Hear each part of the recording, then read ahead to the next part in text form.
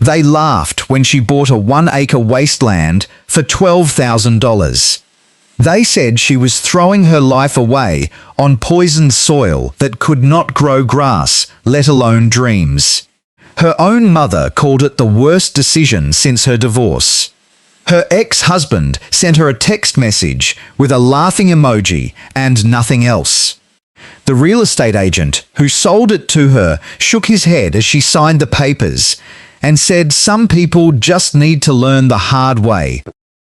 But 5 months later, nobody was laughing, because Sarah Mitchell had turned that toxic strip of forgotten earth into an $88,000 maggot farm that was now supplying protein to 3 major agricultural cooperatives across the Midwest.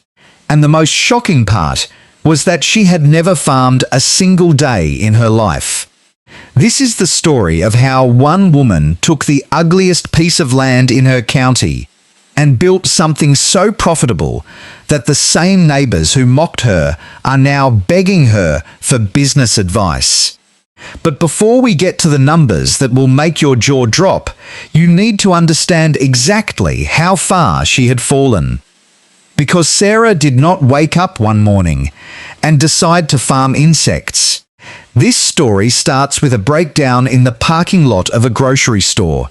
Sarah was 34 years old, living in a cramped apartment above her parents' garage in Dayton, Ohio. She had been fired from her job as an office manager 6 months earlier. When the company downsized during the economic downturn that hit the region hard. Her marriage of 7 years had ended 8 months before. That, when she caught her husband cheating with her best friend from college in the guest bedroom of their own home on a Tuesday afternoon. When she was supposed to be at work, she was sleeping on a pull-out couch surrounded by cardboard boxes she had never unpacked because she could not bear to look at the photo albums and keepsakes inside them. Every morning she drove to the same grocery store just to walk the aisles, because it was the only place where she felt like a normal person, surrounded by people who had normal lives and normal problems, like deciding between brands of cereal. One Tuesday in March, she sat in her car after buying a single can of soup, and she could not start the engine. Not because the car was broken, but because she was. She rested her forehead on the steering wheel and cried for 45 minutes straight while shoppers walked past with their carts full of fresh produce and frozen pizzas and everything she used to take for granted. That was the first tragedy. The second tragedy came 2 weeks later when her father sat her down at the kitchen table with the worn wooden surface where she had done homework as a teenager, and told her she needed to move out by summer. He said it gently, but the words still cut like glass through every defense she had left. He explained that they were retiring and selling the house and moving to Florida to be near her sister, and they could not afford to keep supporting her financially or emotionally. Sarah had $1,200 in her checking account and no job prospects and a credit score that had been destroyed by the divorce attorney's fees and missed payments on a car she no longer owned. The third tragedy hit 1 month after that when she went to a job interview for a receptionist position at a dental office that she was massively overqualified for, and the interviewer, a woman in her 50s with pearl earrings, looked at her resume and asked why a woman her age had so many gaps in employment and why she had gone from managing 12 people to applying for a job, answering phones. She tried to explain about the layoffs and the divorce and the depression, but the woman across the desk had already mentally dismissed her. Before Sarah finished her second sentence, Sarah walked out knowing she would not get the call back, and she was right. She drove past cornfields and abandoned barns and dilapidated silos, and she felt like the landscape itself was mocking her with its decay. Everything around her was either dead or dying, and she was starting to believe she was too. Then one afternoon, while scrolling through property listings on a website, she could not afford to buy anything. She found the listing online. 1 acre of industrial wasteland on the edge of Montgomery County, near the old railroad tracks.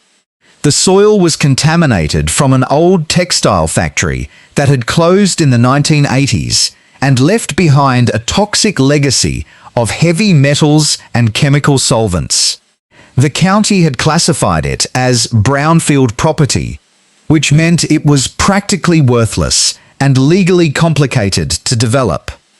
The photos showed cracked concrete slabs, tangled with thorn bushes and pools of stagnant water that shimmered with an oily rainbow sheen, and broken glass glittering in the dirt like malicious diamonds. The price was $12,000, which was exactly what she had left, after paying off her divorce lawyer and closing out their joint checking account. Her mother begged her not to do it, with tears in her eyes, saying she would lose everything. Her father said she would regret it for the rest of her life, and that she needed to be practical, not impulsive.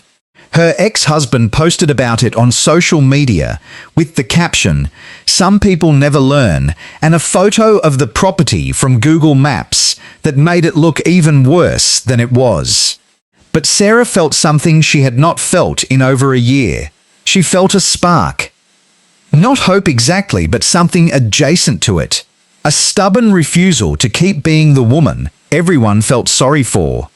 A burning need to prove that she was not finished yet. She bought the land with cash, and the moment the deed was in her name, the laughing started in earnest. Her co-workers from her old job sent her messages. Her former in-laws made jokes at family gatherings she was no longer invited to. Even the clerk at the county office smirked when she filed the paperwork. The first failure came fast, and it came hard. Sarah had done some research online during sleepless nights and learned that black soldier fly larvae could be farmed for animal feed protein. The market was exploding because soybean prices were rising due to trade disputes. And poultry farmers were desperate for cheaper alternatives that met organic certification standards. She ordered her first batch of larvae from a supplier in Georgia and spent $3,000 building wooden bins in her parents' garage using power tools she had borrowed from her uncle. She drove them to the wasteland in her aging pickup truck and set up a makeshift operation under a blue plastic tarp because she could not afford to build a proper structure, and she thought the open air would be sufficient. Within 72 hours, every single larva was dead. The summer heat on that concrete slab created a greenhouse effect that cooked them alive in their own food waste. She had not accounted for ventilation. She had not accounted for temperature control. She had not accounted for the fact that she was trying to farm insects on a surface that reached 120 degrees by noon in the July sun. $3,000 gone. Her entire remaining savings evaporated into the humid Ohio air. She sat on the cracked concrete that night, under a sky full of stars she could not appreciate, and stared at the dead larvae. And she wondered if everyone had been right about her after all. Maybe she was delusional. Maybe the laughing was justified. The second failure came 3 weeks later, after she borrowed $5,000 from her brother, who gave it to her reluctantly and made her sign an IOU that she still keeps in her desk drawer. This time she built a shaded structure with chicken wire and shade cloth and metal poles she scavenged from a construction site. She ordered a new batch of larvae, and she was meticulous about moisture levels and food scraps and pH balance. She fed them vegetable waste from a local Mexican restaurant, and everything seemed perfect for the first 4 days. Then the neighbours found out. Not the human neighbours, the rat neighbours. A colony of rats had been living in the abandoned textile foundation for decades, surviving on garbage and runoff, and Sarah's food waste buffet was the greatest thing that had ever happened to them in their entire rodent lives. They swarmed the bins by the hundreds. They ate the larvae. They tore through the chicken wire like it was paper, and the shade cloth like it was tissue. Sarah woke up one morning to find her entire operation destroyed, and rat droppings everywhere, and the stench of decay so overwhelming she vomited behind the shipping container. The county health department got wind of it from an anonymous complaint and slapped her with a violation notice that included photographs of the mess. She had 10 days to clean it up or face fines she could not pay, and possible criminal charges for creating a public health hazard. She spent 3 full days scrubbing the site with bleach and hauling debris to the dump in her truck, while the summer sun burned her neck and shoulders. The third failure was the one that almost broke her completely. After the rat disaster, Sarah pivoted with a desperation that bordered on madness. She decided to move the operation indoors where the rats could not reach. She found a used shipping container for $2,000 on an online marketplace and had it delivered to the wasteland on a flatbed truck that got stuck in the mud for 3 hours. She installed industrial fans and temperature controls powered by a generator she bought from a foreclosed construction company. She spent another $4,000 on biosecurity measures and proper food-grade bins and air filtration systems. She ordered her third batch of larvae, and this time she did everything by the book. She monitored them every 2 hours. She adjusted the temperature by single degrees. She weighed the food waste precisely. The larvae thrived. They multiplied. She watched them grow fat and healthy and dark. And for the first time since buying the land, she allowed herself to believe this might actually work. She started sleeping better. She started eating regular meals again. She called her brother and told him she thought she had figured it out. Then the generator failed. In the middle of a heat wave in late July, when the temperature outside hit 98 degrees, the generator sputtered and died. And she did not discover it until the following morning because she had finally allowed herself to sleep through the night. The temperature inside the shipping container had climbed to 115 degrees. The larvae were dead. Again, all of them, 10,000 of them, turned to mush and smell. She had now spent $14,000 on a piece of land. Everyone mocked, and 3 dead batches of insects, and she was deeper in debt than when she started. And her brother was calling, asking about his money. She sat in the shipping container, surrounded by the smell of decay and failure, and she cried harder than she had in that grocery store parking lot. She was done. She decided to sell the land for whatever she could get, and accept that she was a failure and a fool, and everything everyone said she was. She called a local real estate investor named Carl, who flipped distressed properties, and he offered her $8,000 for the acre site unseen. She was going to lose $4,000, but at least she could pay her brother back and walk away with her dignity barely intact and never think about farming or insects or that horrible piece of land again. She agreed to meet him the next morning at a coffee shop to sign the papers. That night she went to the wasteland one last time to collect her tools and equipment and say goodbye to the stupidest decision of her life. She was going to load everything into her truck and leave before sunrise, so she would not have to see the sunrise over that awful place. She walked into the shipping container with a flashlight, and that was when she saw it. In the corner where a bin had cracked during the heat wave, a small puddle of moisture had collected from condensation on the metal wall. And in that puddle, something was moving. Something alive. Something thriving. She knelt down and shone her flashlight closer, her heart pounding so hard she could hear it in her ears. It was larvae. Not the black soldier fly larvae she had been trying to farm. These were different. Smaller, faster, more aggressive, more alive than anything she had seen in months. They were thriving in the exact conditions that had killed her expensive imported larvae.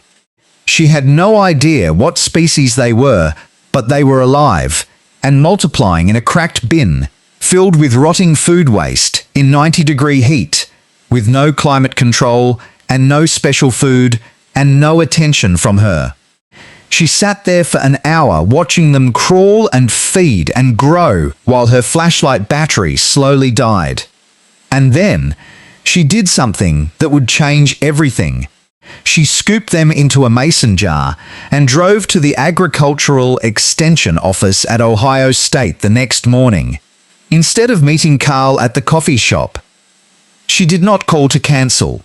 She just did not show up. A professor named Dr. Helen Voss, who specialized in entomology and sustainable agriculture, identified them immediately under a microscope. They were a native species of blowfly larvae that had adapted over decades to the specific microbiome of Sarah's contaminated soil. They were processing organic waste at twice the rate of black soldier fly larvae, and they were naturally resistant to the heat and humidity that had killed her previous batches. More importantly, they were rich in protein and calcium, and essential amino acids, and poultry farmers were already experimenting with them in Europe and Southeast Asia with remarkable results. Dr. Voss told Sarah that she had accidentally discovered something remarkable and potentially valuable. The very contamination that made her land worthless for traditional farming had created a unique environment where these native larvae thrived. The heavy metals in the soil were not affecting the larvae because they did not absorb them into their protein structures in any significant quantity. The industrial waste had altered the bacterial composition of the groundwater in a way that made these insects more resilient and more nutritious than commercially farmed alternatives. Sarah had not failed 3 times. She had been running the wrong experiment on the right land. She called Carl and told him the deal was off, and he laughed and said she would regret it, and she hung up on him. Then she got to work with a fury that scared her mother. Month 1 was about isolation and cultivation and learning. Sarah worked 16-hour days in the shipping container, separating the native larvae from the dead batches and building new colonies from scratch. She built a climate-controlled system powered by solar panels. She bought second-hand from a bankrupt cannabis farm for $600. She stopped trying to control the environment and started studying it with scientific curiosity. She took soil samples every 3 days and sent them to a lab she could barely afford. She tracked temperature fluctuations by the hour in a notebook that became her Bible. She learned that the larvae fed best when the humidity was exactly 68%, and the temperature stayed between 85 and 92 degrees. She discovered that the concrete slabs she had cursed actually helped regulate temperature by absorbing heat during the day and releasing it at night like a natural thermal battery. She stopped fighting the wasteland and started partnering with it. By the end of month 1, she had 4 healthy colonies producing 10 pounds of larvae per week, and she had identified the exact bacterial composition that made them thrive. Month 2 was about scale and partnerships and proving the concept. Sarah approached 3 local restaurants and offered to take their food waste for free. They were thrilled to save on disposal costs and skeptical of her sanity. She bought a used pickup truck for $800 from a man on Craigslist who smelled like motor oil and regret. She started collecting scraps every morning at 4:30 before the sun came up. She built additional bins from reclaimed pallets and scrap metal she found on the wasteland itself. She hired a local teenager named Marcus, who had dropped out of high school, to help her on weekends for $12 an hour cash under the table. By the end of month 2, she was producing 50 pounds of larvae per week, and she had her first paying customer. A small organic egg farm 20 miles away, owned by a woman named Patricia, bought her first 20-pound batch for $200. After Sarah drove it to her personally and showed her the lab results from Dr. Voss. It was not much, but it was the first money she had earned in over a year that did not come from a loan or a handout or the government. Month 3 was when everything accelerated beyond her wildest imagination.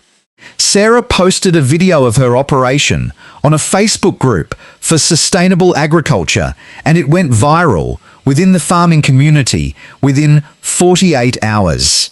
Her inbox filled with messages from poultry farmers, cattle ranchers, and even a catfish farm in Indiana that was looking for alternative feed sources. The demand was overwhelming and terrifying. She realized she needed to professionalize everything, or she would collapse under the opportunity. She took an online course in food safety handling from Cornell University. She got her operations certified as an animal feed facility through the state agriculture department after 3 inspections and 2 failed attempts. She invested in industrial grinders and dehydrators so she could sell dried larvae meal instead of just live insects. The profit margins on dried meal were 4 times higher and the shipping costs were lower. She hired Marcus full-time and brought on another employee, a woman named Denise, who had been laid off from a factory. By the end of month 3, she had cleared $11,000 in revenue, and her operation covered the entire 1-acre lot with bins and containers and processing tables. Month 4 brought the breakthrough that turned her small farm into a serious business with a future. A representative from the Midwest Poultry Cooperative named Robert visited after seeing her viral post. They were looking for a local supplier of sustainable protein to replace imported soybean meal that had become unreliable and expensive. They placed a test order for 500 pounds. Sarah worked 36 hours straight to fulfill it, sleeping in 20-minute naps on the concrete floor. The quality was so good that the protein content exceeded their specifications, and the calcium levels were perfect for layer hens. They placed a standing monthly order for 2,000 pounds at $4 per pound. That single contract was worth $8,000 per month, guaranteed. She used the guaranteed revenue to secure a small business loan from a community bank and built a proper processing facility with insulated walls and automated climate control and stainless steel tables.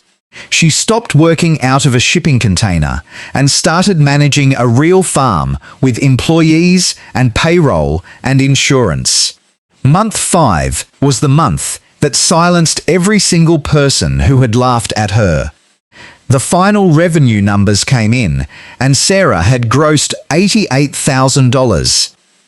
In 153 days from the day she started selling, Her net profit after expenses and loan payments and employee wages was $47,000. She had paid her brother back with interest and a handwritten thank you note. She had moved out of her parents' garage and into a small house 10 minutes from her farm with a porch and a garden. The county reclassified her land from brownfield to agricultural use, which increased its value from $12,000 to over $100,000 on paper. The real estate investor who had offered her $8,000 called her and asked if she was interested in selling at a premium.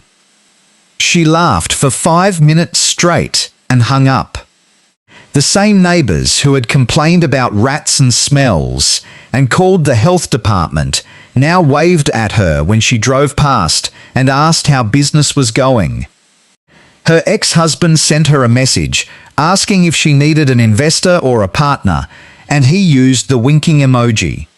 She left it on read and blocked his number. Her mother posted photos of the farm on her own social media and bragged about her daughter, the entrepreneur who proved everyone wrong. But here is the part of the story that nobody expected. Sarah did not stop at $88,000. She used her profits to buy the adjacent 3 acres of wasteland for $30,000 before anyone else realized what she had discovered. She replicated her system and trained 2 new employees, including a retired biology teacher. By month 8, she was grossing $20,000 per month and turning away customers. By the end of her first year, she had cleared $212,000 in revenue, and she was supplying protein to 17 farms across 4 states. The Agricultural Extension Office at Ohio State published a case study on her operation that was downloaded 10,000 times in the first month. Dr. Voss invited her to speak at a national conference in Denver. A venture capital firm from Chicago offered her $2 million to scale nationally with a franchise model. She turned them down after thinking about it for one night.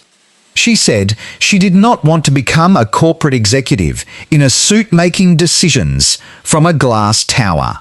She wanted to remain a farmer with dirt under her fingernails and purpose in her heart. Today, Sarah Mitchell is 36 years old, and she employs 11 people on her 4-acre Maggot farm that grosses over $300,000 annually. She has processed over 400,000 pounds of food waste that would have otherwise gone to landfills and produced methane. Her farm produces enough protein to feed 200,000 chickens annually. She bought her parents a house near hers, and they have dinner together every Sunday on a table she built herself from reclaimed barn wood. She is dating a man named David, who owns a sustainable brewery, and they are talking about combining their waste streams into a circular economy model, where his spent grain feeds her larvae and her larvae waste fertilizes his hops. The wasteland that everyone laughed at is now covered in greenhouses and solar panels, and the soil underneath is slowly being healed by the very process that made her rich. The county is using her farm as a model for brownfield redevelopment and has given her a 10-year tax abatement. Other states are sending officials to study her methods and take notes. And Sarah still wakes up every morning at 4:30 to collect food waste from restaurants, because she says the work reminds her of where she came from and keeps her humble. Now, before I tell you the lesson she wants every struggling person to hear, I have a quick question for you. Drop a comment right now and tell me where you are watching this from. I read every single comment, and I want to know what city or country is tuning in tonight. While you are typing that, let me share the 3 numbers that prove this story is not a fluke. Number 1. 1 acre of worthless land generated $88,000 in 5 months. That is more than double the median household income in Montgomery County for an entire year. Number 2. Sarah's cost per pound of protein is 63% lower than imported soybean meal. That means her customers save money while she makes money, and the environment benefits from less transportation emissions and deforestation. Number 3. Her operation diverts 18,000 pounds of food waste from landfills every single month. That is the equivalent of taking 14 cars off the road in terms of methane reduction, according to the Environmental Protection Agency. These are not fantasy numbers. These are audited financial statements and environmental impact reports verified by independent accountants. The same land that real estate agents called unsellable is now producing more value per square foot than some commercial developments in downtown Dayton. But here is what Sarah says is the real miracle. It was not the money. It was not the recognition. It was not even the scientific discovery that made her operation possible. The real miracle was that she kept going after 3 total failures when every rational person would have quit. She kept going when she had $14,000 in debt and dead larvae in a shipping container and a brother asking for his money back. She kept going when her own family was offering her a way out by selling the land and cutting her losses. She kept going because something inside her refused to let the last chapter of her story be written by people who laughed at her pain and her desperation. Sarah Mitchell did not succeed because she was lucky. She succeeded because she was the only person stubborn enough to find the opportunity hidden inside her worst mistake. And that is the lesson she shares with everyone who visits her farm or sends her a message online. Your greatest failure is not the opposite of your success. It is the raw material for it. The land everyone avoids is often the land with the most potential. The idea everyone laughs at is often the idea that changes everything. The moment you are most ashamed of is often the moment that forces you to discover what you are actually capable of. Sarah ends every tour of her farm with the same sentence, and I am going to end this video with it too. She looks out over the greenhouses, and the solar panels, and the employees working together, and the land that used to make people gag. And she says the soil was never dead. It was just waiting for someone who believed in it enough to listen. If you are watching this and you feel like your own life is a wasteland, right now I want you to remember that story. I want you to remember that the same people laughing today might be asking you for advice tomorrow. I want you to remember that your next failure might be hiding the exact breakthrough you have been searching for. Subscribe to this channel if you want more stories like this one. Hit the notification bell so you do not miss the next video. And if this story moved you even a little bit, share it with someone who needs to hear it right now. Because the world does not need more people playing it safe and following the crowd. The world needs more people like Sarah Mitchell. People who look at a wasteland and see a farm. People who look at dead larvae and see a discovery. People who look at their own broken lives and see the beginning of something extraordinary. Thank you for watching until the end. I will see you in the next story.